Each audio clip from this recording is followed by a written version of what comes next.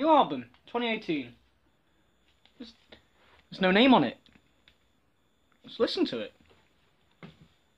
1, 2, 3, 4.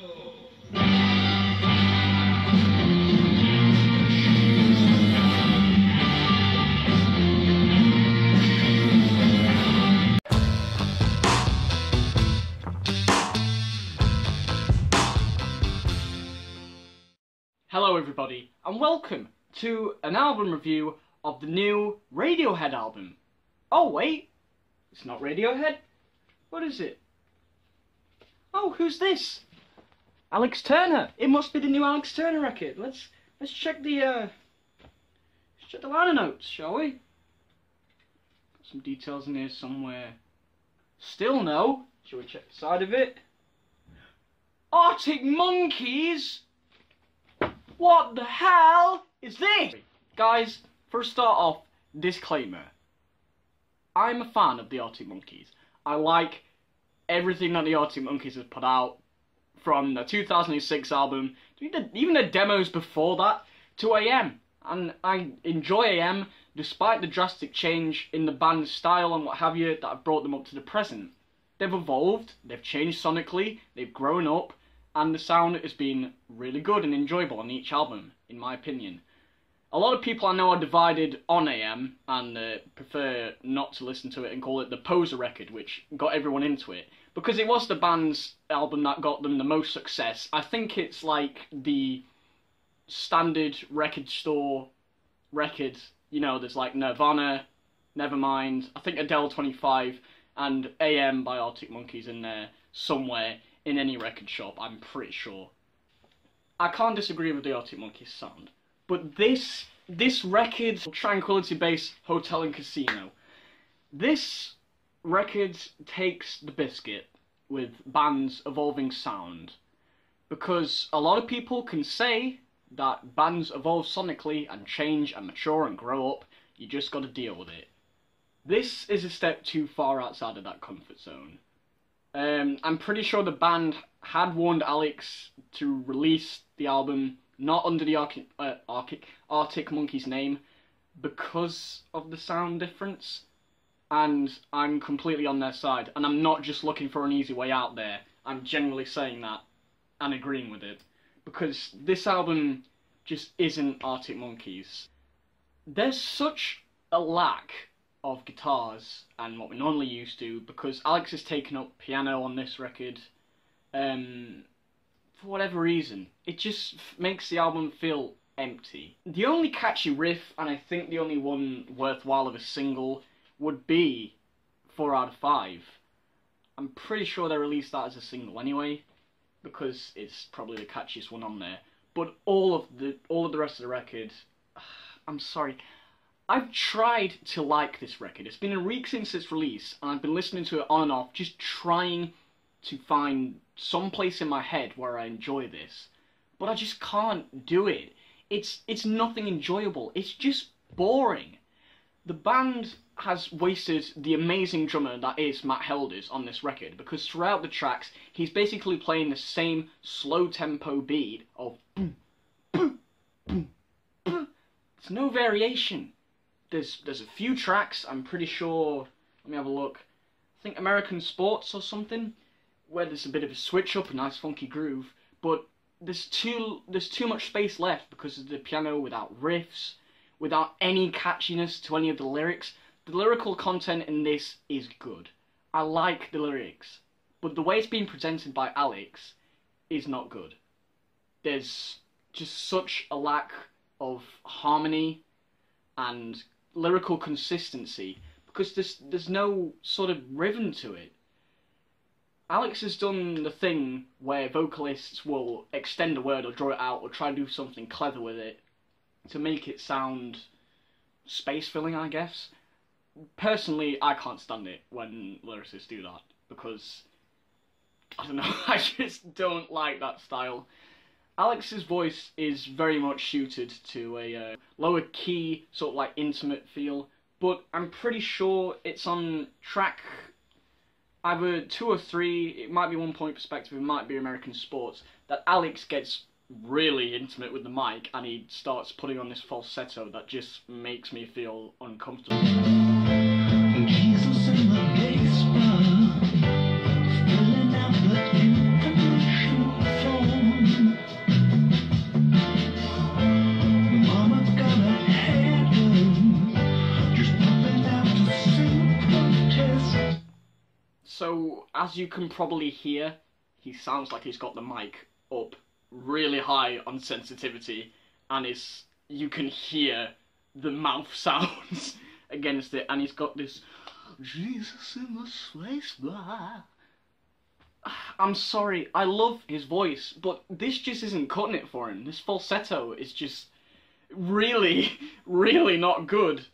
For imaginary highway, I'm a big nigga in deep space. Ask your mates, the golden boys in bad shape. I found out the hard way that here ain't no. Okay. Enough of that. So the intro track, Star Treatment, utilizes so much reverb on the vocals, it's unreal. Reverb is good. Reverb can help people sound better. But this much where it sounds like I've got two different Alexes talking at me from different sides, I don't like that. I really don't like that. And as you can hear from that, Matt is probably having the most boring time, and has had it for the last 4 years or whatever it was that they've been recording this. We've been waiting for this for 5 years. It's such a disappointment. And I hate to quote song lyrics, but anticipation has a habit to set you up for disappointment. You know what I mean. It's been 5 years since AM, and we were all hyped up for this album, and it's just, I can't listen to it. I know I'm not the only one here, because a lot of people are complaining about this. Matt must have had such a boring time. Sat there on his drum kit trying to fill his creativity. He's pretty much held back at this point. Matt held us back.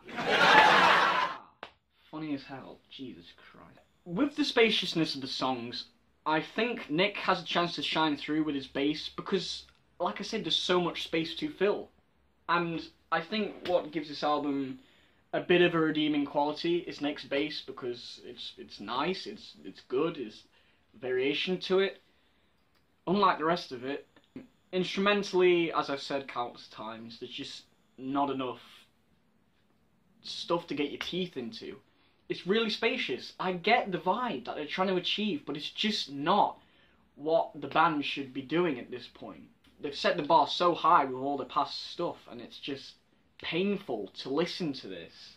I remember the track listing was released on the website or some form of media. Might have been iTunes that I saw it on. I was most looking forward to Bat Phone, but after listening to the rest of the album, yeah, that wasn't going to happen, was it? No. The whole record is slow-paced. There's no change in pace. There's barely any variation above however many beats per second or minute, whatever you call it. I should know this, I'm a drummer. When I was first listening to this, I was waiting for it to kick in. The first track wasn't exactly engaging me. I was like, I'll give it a chance. It was about 6 tracks in. 6 tracks in out of 11. No change in pace. My hope was dead.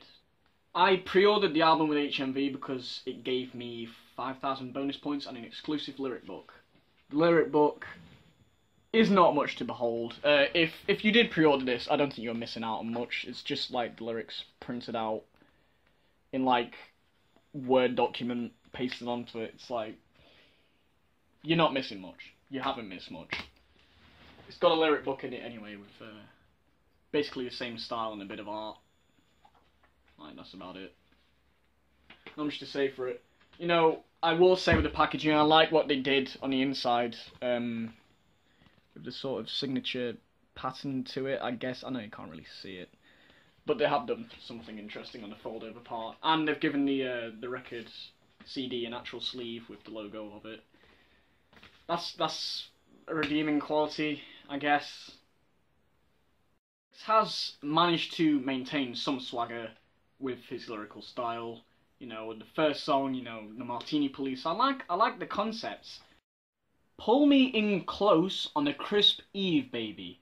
Kiss me underneath the moon's side boob. The Moon's Side Boob. Alex, are you okay? I know you've had, like, a lot better recovery from the state you were in, but Jesus Christ, man. On the Track American Sports, they've gone a bit political. You've got lyrics like Parliament Brawl, God on Video Call, a lot of, like, references to Britain and the country that we live in, and its economy at the minute, which is running havoc, I guess. It really gets on my nerves, personally, when bands go political. I like how they mature and they're looking at things from like grown-up perspective and not just writing about girls or whatever else they would write about usually. But do they have to go political? Honestly, it's a fun band. They don't need to bring politics in it. I know Neck Deep did this with their last album in 2017. It's not my favourite Neck Deep album. I still enjoyed it, but when they start going on about like politics and what have you, yeah, we get it. They suck, but we want to hear about something else. Some people might enjoy it, it's just not my cup of tea.